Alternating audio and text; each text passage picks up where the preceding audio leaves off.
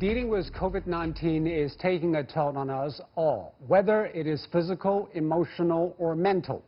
The strain resulting of being confined and concerns for our health, security, and financial welfare have affected relationships profoundly, especially those at home. Has the pandemic placed families under too much strain? Is it possible to spend too much time with the ones we love? And what effect will social distancing have on friendship in the long term?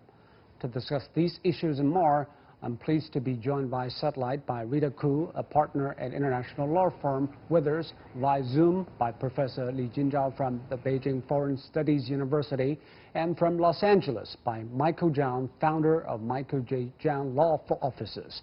And that is our topic. This is Dialogue. I'm Zhou Yue.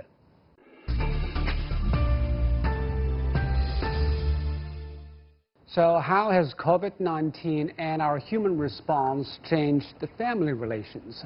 Why don't we start with you, Rita? How is COVID-19 outbreak affecting families and couples who are forced to live in quarantine and shelter in place? I think it's been affecting everyone in Hong Kong so far, even though the Hong Kong government doesn't impose a strict lockdown. We are still free, relatively, to go out for a cup of tea or for work. But most people are stuck at home, including our children. They are all off from school since after the Chinese New Year.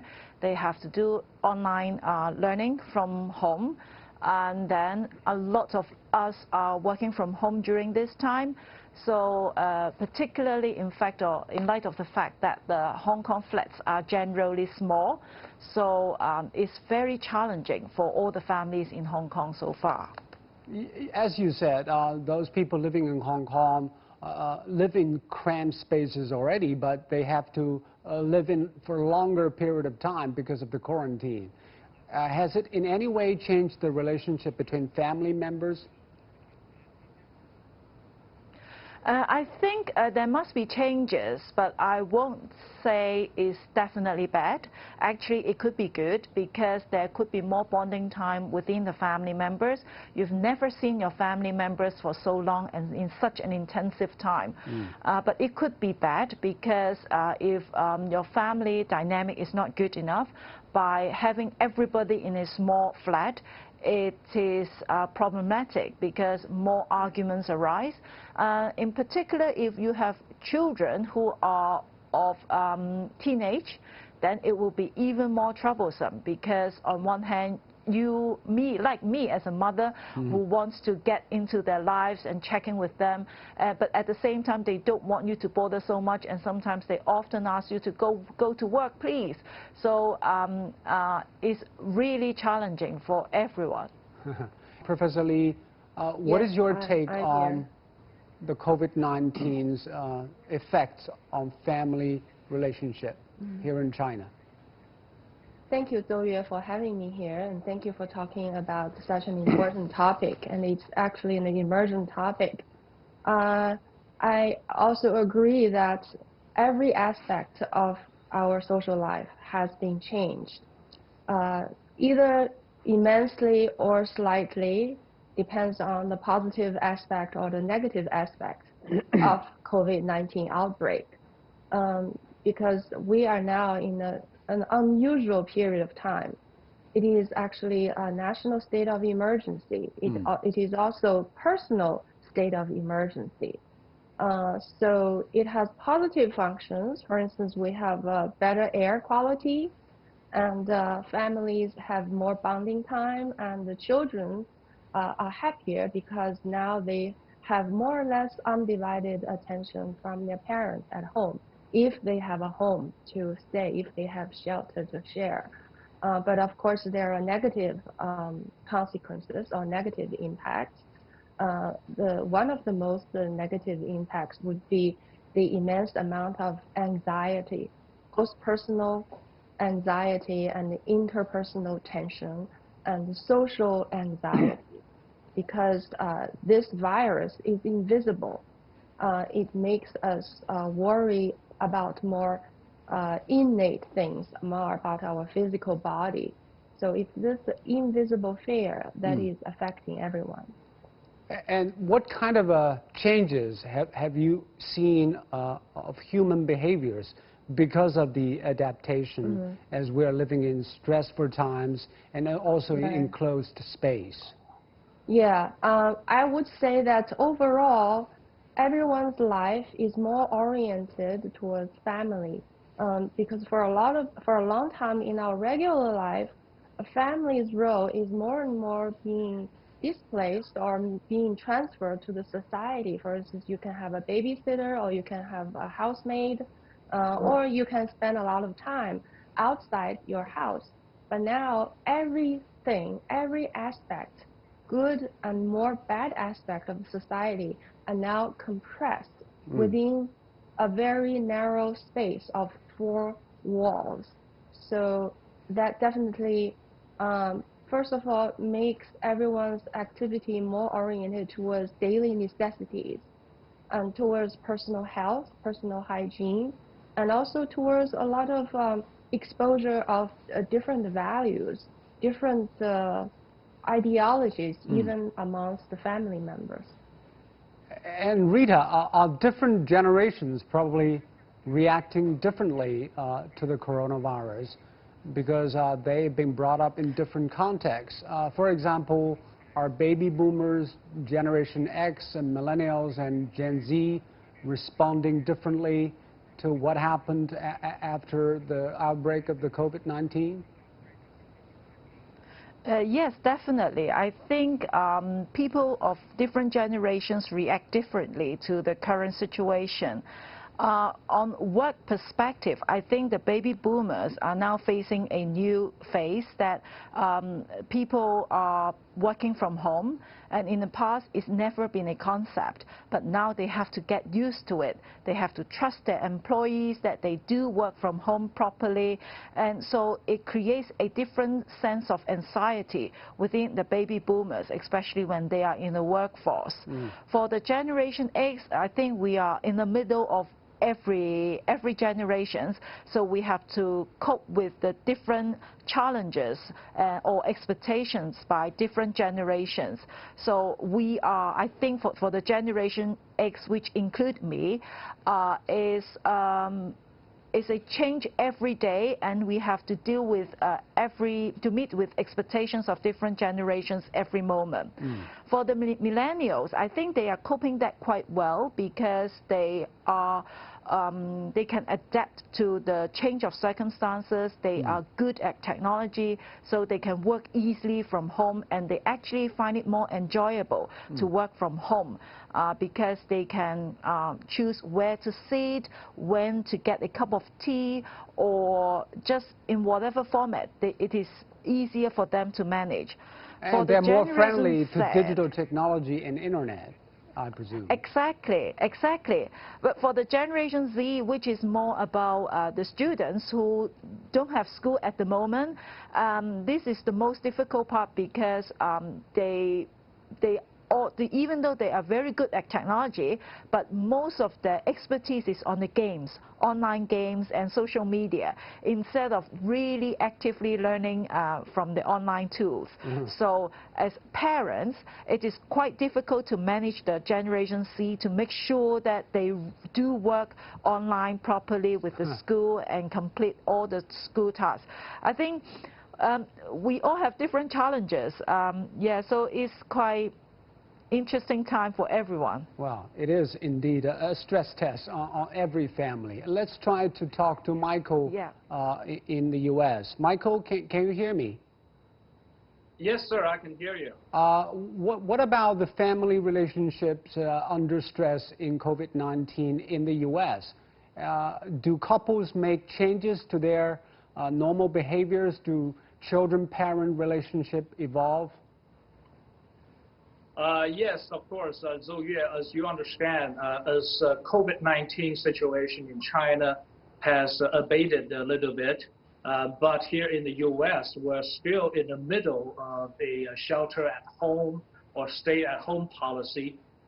Many of the 50 states in the United States somewhat have a policy of shelter-at-home. So this is really a new challenge for Americans. As you probably know, Americans love freedom and love individuality. They would like to go out and play. So it is a challenge for everybody. As a social phenomenon, I read some reports that because of COVID-19, there are more cases of divorce filed all over the world. You work in the legal business. Have you seen an uptick in divorce rates in the U.S. because of the hardship of maintaining relationship?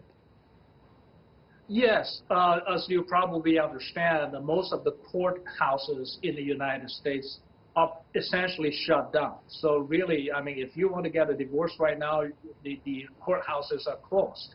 But I had a friend who has been practicing in family law and divorce law for the past 25 years or so, and he told me he received a lot of inquiries about divorce and family disputes, and the inquiries basically doubled compared to the same time last year and to the years before. And Professor Lee, here in China, the divorce rates also rose sharply after restrictions on movement were lifted. Was the forced proximity of lockdown the main factor driving this, or is it any other reasons? Or how should we understand this phenomena? Yes, we do witness a sharp increase of family disputes, family conflicts, and even domestic violence. But in terms of the increase of divorce rates, it's too early to tell yet, because the office that provides service for marriage and divorce registration, they have slowed down the process, so they have only limited number of visits allowed per day. So now every couple, including marriage couple and divorce couple, they have to register online first. So now the number of people both filing for marriage and divorce are being thinned out. So the numbers, so if you look at the numbers at each office, you will see both a drop of marriage couple and a couple, but that's because of the quarantine policy. So we have to wait till maybe after the end of the nationwide quarantine What is your policy. forecast? Do you see a breakdown of marriages because of living in quarantine and too close to each other? Yes, I do see the trend. I see a rise. And if we compare the cases of divorce and the cases of marriage of last year, it was already 43.8%, meaning every 44 couples who filed divorce, then the remaining are filing for marriage. So we will definitely see a rate higher than that. And the domestic violence case has obviously increased very sharply. Given an example from a very well-established NGO focusing on domestic violence in Hubei province, Hubei, as everybody knows, was the first epicenter of COVID-19 outbreak.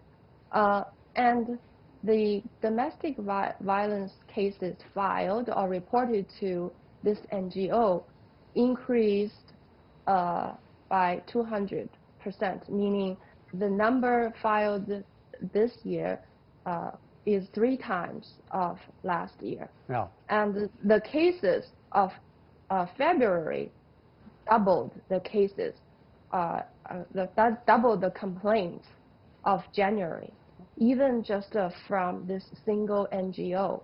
This is a very well-established NGO. It is a very alarming number. Rita, so first of all, is it necessarily a bad thing to see divorce rates going up? Because maybe it is also a sobering moment for many couples to reflect on their relationship, whether it is worth saving or not.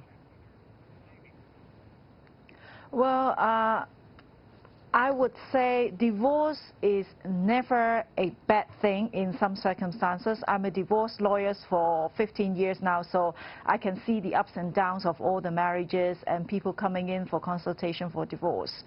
It is not an easy decision, especially if the thought of divorce coming out of this COVID-19, I think, is unfortunate. But maybe it is time for everybody to reflect upon what they actually want in their life and how the family develops. So when I was saying it's not a bad idea for divorce, because I could see a lot of couples living as a couple or in a family, they are not happy and they don't know where to find a solution to resolve the differences. So in the end, they choose divorce as a way to move forward, to start a new page, which everybody would become happier. But I would advise couples that they shouldn't be thinking about divorce so easily, because there are actually other options for them to work on the relationship, like marriage counseling. So only until it is the last resort that you think about divorce. And also, when you are thinking about divorce, you should also think about the children, because in the end, it's always the children who suffer in this sort of relationship. During the COVID period, the court is closed in Hong Kong since Chinese New Year, so we haven't been able to file any divorce petition for 2 months now. So I don't even know what's the number like once the court is reopening. But there are a lot of applications in court on children's related matter, like the care arrangements, like the possible relocation because of this COVID, and there are also injunctions between couples, something out of this relationship. There are still a lot of applications in court. Yeah, there must be a lot of spin-offs from the impact on families. Let's look at what some of the social medias and our audiences have been talking about the social relationship changes after COVID-19. Josh Mings, he said, this is probably an awful thing to think, but I'm guessing my post-corona dating pool is going to be larger because of quarantine divorces. Well, this guy seems to have seen some light coming out of the tunnel. So, Michael, you think that this guy maybe have some reasons to be upbeat about the COVID-19's impact on families, because that made more choices for him? Yeah, I mean, there are a lot of arguments and debates among sociologists and psychologists here in the United States. Some obviously are arguing that after COVID-19, after couples have spent 24/7 all the time together, and they probably, the problems are emerging, and the disputes and the abuses are emerging. But in the meantime, many couples probably during their very busy working career in the past, they didn't have a time to reflect on their relationship. But your viewer was also right, in my opinion, that people, I mean, the marriages are not going to work out after COVID-19, and maybe they will take this opportunity to part their ways. And in that sense, your viewer will have a much bigger opportunity for his dating pool, which is not necessarily a bad idea. But at least American sociologists and psychologists are still debating whether we will have a baby boom after COVID-19 or a divorce boom after COVID-19. Maybe we can have both, because previous... Yes, we are going to have both. Periods have been saying mass confinement led to increase in birth afterwards, and also divorce afterwards. It can happen at the same time. Yes. Yeah. I agree.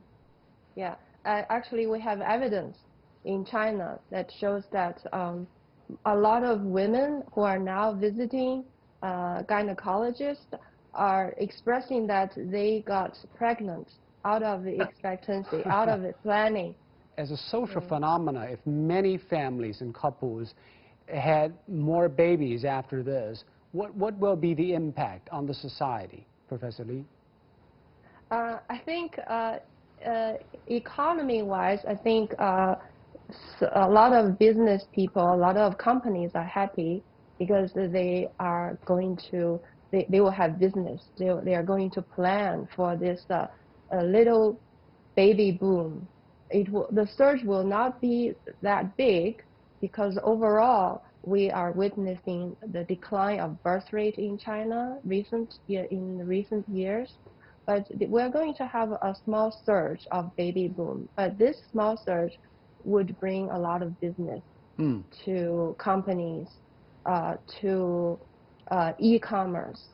And this will also probably bring more pressure to women because they have to juggle more their family obligations and also their career and their work obligations. The COVID-19 added extra stress on couples' relationship.